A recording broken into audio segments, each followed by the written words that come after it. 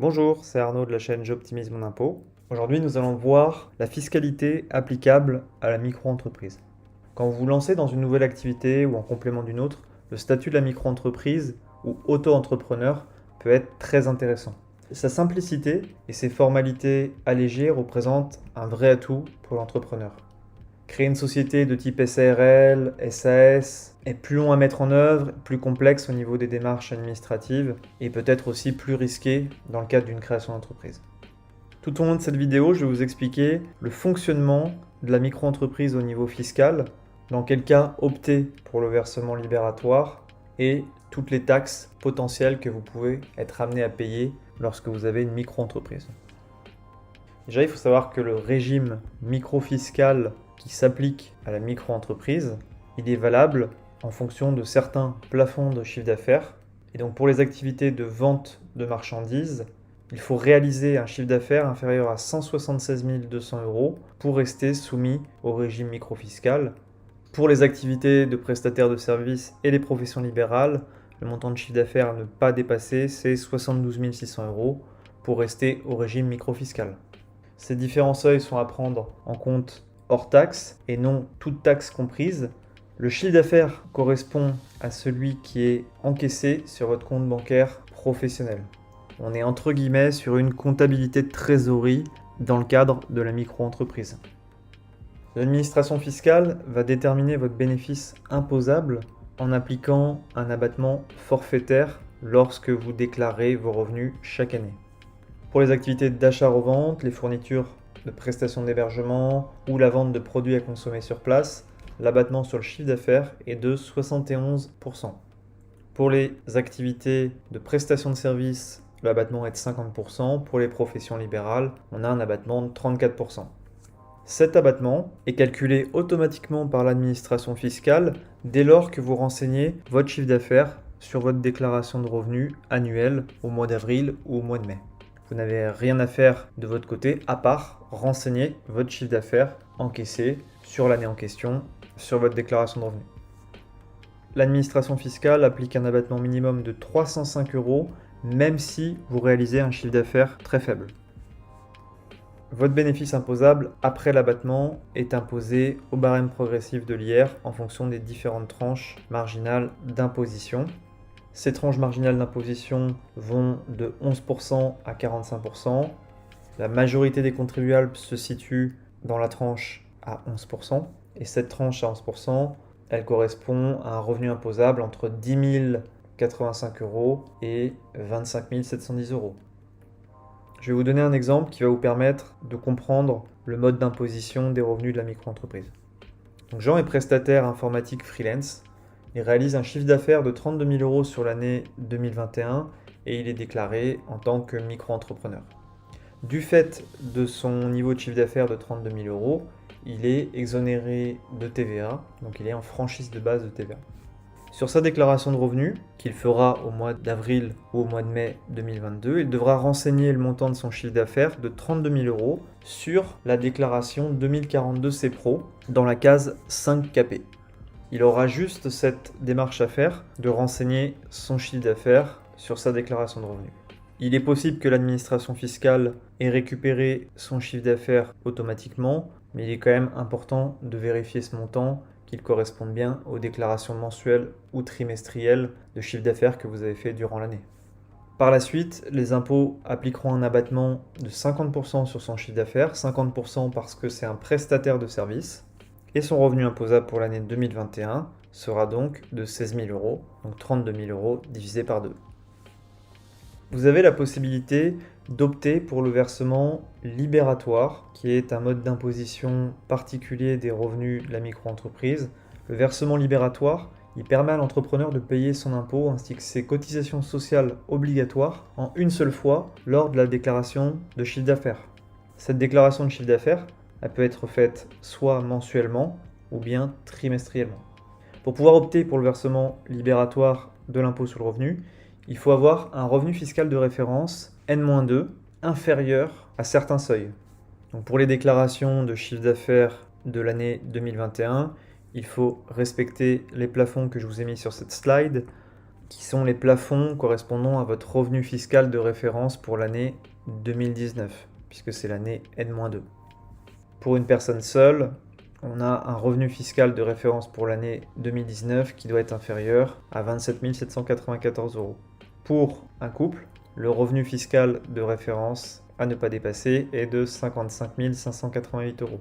Pour un couple avec un enfant, le revenu fiscal est de 69 485 euros. Et pour un couple avec 2 enfants, le revenu fiscal de référence de 2019 à ne pas dépasser est de 83 382 euros. Donc si vous respectez ces seuils de revenus fiscaux de référence, vous avez la possibilité d'opter pour le versement libératoire de l'impôt sur le revenu. Comment est calculé l'impôt avec le versement libératoire? L'impôt est calculé directement sur votre chiffre d'affaires mensuel ou trimestriel. Il n'est pas calculé après l'application d'un abattement.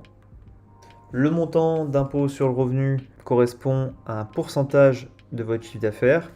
Pour les activités de vente de marchandises, c'est 1% du chiffre d'affaires, 1,7% pour les prestataires de services, 2,2% pour les professions libérales. Auquel on peut ajouter les cotisations sociales qui sont calculées en fonction d'un pourcentage du chiffre d'affaires. On est à 12,8% pour les activités de vente de marchandises, 22% pour les prestataires de services, 22% aussi pour les professions libérales qui relèvent la sécurité sociale des indépendants, SSI, et 22,2% pour les professions libérales qui relèvent de la CIPAV. Chaque mois ou chaque trimestre, l'entrepreneur va déclarer son chiffre d'affaires mensuel ou trimestriel et va payer à la fois son impôt sur le revenu sous la forme d'un versement libératoire, auquel on ajoutera les cotisations sociales qui sont calculées aussi en fonction du chiffre d'affaires. Je vais vous présenter un exemple de calcul de l'impôt avec le versement libératoire pour que ce soit clair. Jean est prestataire informatique, il réalise un chiffre d'affaires de 3 000 euros au mois de septembre 2021. Il a opté à la création de son entreprise pour le versement libératoire. Il en avait le droit puisqu'il avait un revenu fiscal de référence sur l'année 2019 qui ne dépassait pas les plafonds que je vous ai présentés tout à l'heure.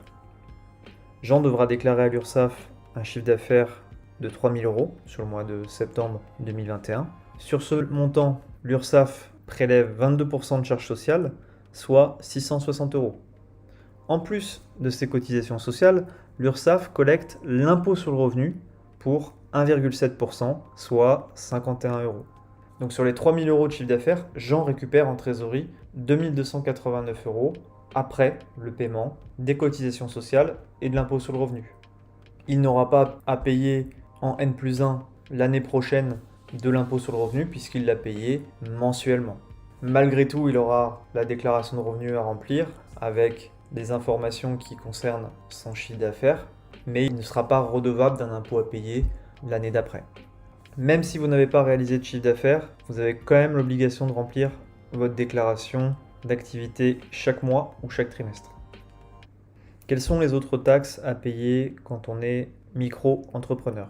La TVA est à payer si vous dépassez les seuils de chiffre d'affaires suivants. C'est 85 800 euros pour les activités de vente de marchandises ou d'hébergement et 34 400 euros pour les prestataires de services et les professions libérales.